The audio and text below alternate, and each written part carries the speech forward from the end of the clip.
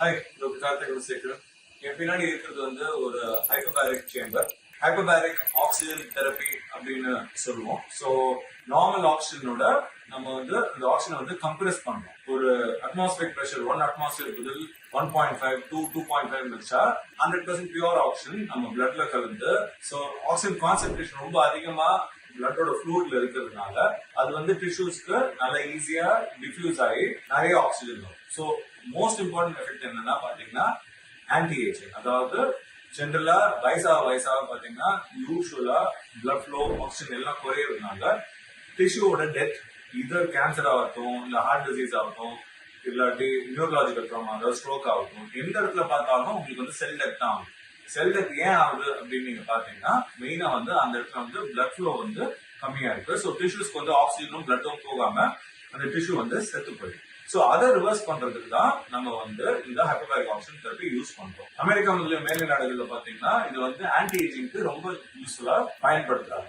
நம்ம ஊர்ல எங்க கிளினிக்ல மெட்ரோமெட் கிளினிக் வந்து we use it for different things. மெயினா பாத்தீங்கன்னா we use it for sexual dysfunction.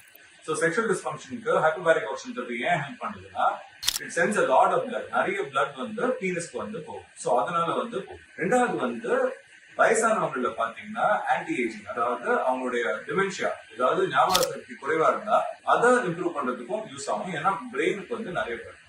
மூணாவது ரொம்ப முக்கியமான விஷயம் என்னன்னு பாத்தீங்கன்னா செக்ஷுவலி டிரான்ஸ்மிட்டட் இன்ஃபெக்ஷன், எஸ்பெஷலி ஹெர்பீஸ்க்கு வந்து hypobaric oxygen therapy is very effective. நீங்க எஸ்பெஷலி பாத்தீங்கன்னா ஹெர்பீஸ் 1க்கு வந்து நிறைய ஸ்டடிஸ் இருக்கு. ஹைப்போபாரிக் ஆக்சிஜன் தெரப்பி வந்து எப்படி வந்து ஹெர்பீஸ் வந்து டிஸ்ட்ராய் பண்ணுன்னு சொல்லி. ஸோ என் பின்னாடி இருக்கிறது வந்து ஹைப்போபாரிக் சேம்பர். நீங்க கொஞ்சம் எனக்கு கூட வந்தீங்கன்னா you will see the pressure controlling chamber. இது வந்து திஸ் டிவைஸ் வந்து பேசிக்லி இந்த பிரஷர் எல்லாம் வெளியில இருந்து வந்து மானிட்டர் பண்ணும். இந்த சேம்பர் வந்து பாத்தீங்கன்னா இட்ஸ் சாலிட் மெட்டீரியல்.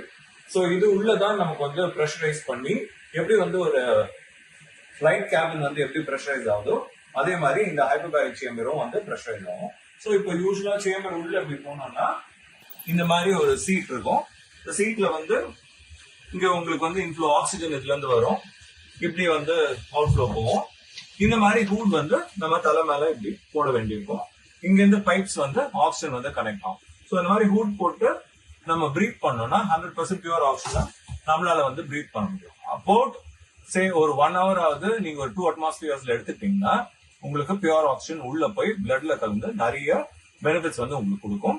அட்லீஸ்ட் ஒரு 20 sittings இல்ல ஒரு 25 sittings கண்டினியூஸா எடுக்கிறது வந்து இஸ் பெட்டர். ஐ ஹோப் இது வந்து உங்களுக்கு ஒரு இன்ட்ரோடக்ஷன் கொடுத்துருக்கோம் ஹைப்போபாரிக் ஆக்சிஜன் தெரப்பி பத்தி.